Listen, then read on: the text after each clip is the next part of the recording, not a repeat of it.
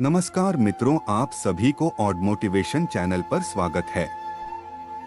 भगवान विष्णु के अवतार माने जाने वाले महान संत वेदव्यास ने कुल 18 पुराणों की रचना की थी, जिनके समग्र स्वरूप को अष्टदास महापुराण कहा जाता है। इन्हीं पुराणों में से एक है गरुड़ पुराण, जिसका पाठ मृत्यु के पश्चात किया जाता है। हिंदू शास्त्रों के अनुसार ऐसा कहा जाता है, गरुड़ पुराण के द्वारा ही आत्मा को इस संसार से मुक्ति मिलती है और वह निर्धारित स्थान की ओर प्रस्थान करती है। लेकिन क्या आप जानते हैं कि गरुड़ पुराण जिस भगवान गरुड़ पर हैं, उनका जन्म कैसे हुआ था? गरुड़ के जन्म की यह कहानी कश्यप ऋषि की दो पत्नियों विंता और कद्रु के साथ शुरू होती है।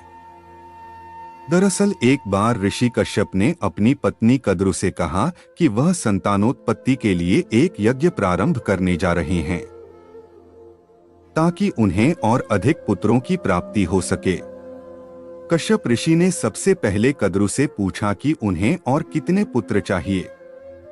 इस सवाल के जवाब में कद्रु ने कहा कि उन्हें बहुत सारे पुत्र चाहिए, ताकि वह उनकी आज्ञा का पालन करने के साथ साथ उनकी हर इच्छा भी पूरी कर सकें।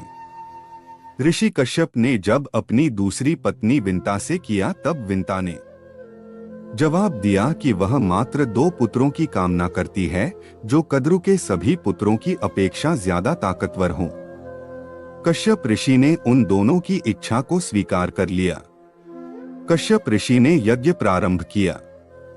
यज्ञ पूर्ण होने के बाद कद्रु को 1000 अंडज मिले, जिनसे उन्हें 1000 पुत्र उत्पन्न होने थे। कद्रु ने सभी अंडों को गर्म पानी में रख दिया और उनकी देखरेख करने लगी। इसके बाद ऋषि कश्यप के बौने ऋषियों ने विंता के 2 पुत्रों की उत्पत्ति के लिए यज्ञ प्रारंभ किया। इस यज्ञ के द्वारा उन्होंने एक ऐसे पुत्र का आह्वान किया जो इंद्रदेव से कहीं ज्यादा ताकतवर होता और साथ ही उसके भीतर अपने स्वरूप को बदलने के साथ साथ भारी से भारी सामान उठाने की भी ताकत होती। इंद्र को यह भनक लगी कि इस यज्ञ के द्वारा एक नए और ताकतवर इंद्र का जन्म होने वाला है। तब वह अपने पिता ऋषि कश्यप के पास गए। जब ऋषि कश्यप को बौने ऋषियों की ये बात पता चली, बहुत क्रोधित हुए। अपने पुत्र के सम्मान को बचाए रखने के लिए कश्यप ऋषि बौने ऋषियों के पास गए और उनसे कहा कि उनके पुत्र से एक भूल हो गई है, जिसके लिए वे माफी के हकदार हैं।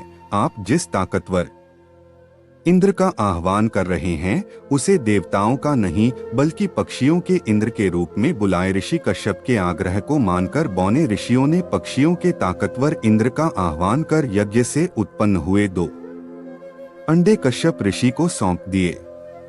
अपनी पत्नी विंता को अंडे सौंपते हुए कश्यप ऋषि ने कहा कि इनका बहुत ध्यान रखना और कुछ भी हो जाए, अपना धीरज मत खोना। इतना कहकर ऋषि कश्यप हिमालय पर तप करने के लिए प्रस्थान कर गए। आगे चलकर कद्रु के 1000 अंडों में से 1000 सांप निकले, जो बहुत ताकतवर थे। कद्रु उन्हें देखकर बहुत प्रसन्न होती और उनके साथ खेलती। लेकिन समय पूरा होने के बाद भी विंता के अंडों में से कुछ नहीं निकला। कद्रु विंता को ताना मारने का एक भी मौका नहीं छोड़ती थी। ऐसे में जलन में आकर उन्होंने अपना एक अंडा तोड़ दिया, यह देखने के लिए कि उसमें कुछ है भी या नहीं। अंडे के भीतर उसे अपना पुत्र दिखाई दिया, जिसके शरीर का ऊपरी हिस्सा तो था, लेकिन बाकी का हिस्सा मात्र मांस का लोथड़ा था। इस पुत्र का नाम अरुण था। अरुण ने अपनी मां से कहा, पिता के कहने के बाद भी आपने धैर्य खो दिया और मेरे शरीर का विस्तार नहीं होने दिया, इसलिए मैं आपको श्राप देता हूं कि आपको अपना जीवन एक सेवक के तौर पर बिताना होगा। विंता को कद्रु की सेविका बनना पड़ा और कुछ दिनों बाद अंडे में से निकले गरुड़, जिनका चेहरा, सिर और चोंच चील की तरह और शरीर इंसान का था, का जन्म हुआ। वह भी अपनी मां के साथ सेवक के तौर पर ही रहा। गरुड़ बहुत ताकतवर थे और अपनी इच्छानुसार अपना स्वरूप बदल सकता थे। ऐसा माना जाता है कि अगर मौत के बाद गरुड़ पुराण पढ़ी जाए तो मृत व्यक्ति की आत्मा को शांति और धरती के बंधन से मुक्ति मिलती है। उम्मीद है आप सभी को वीडियो अच्छी लगी होगी। अगर वीडियो अच्छी लगी तो लाइक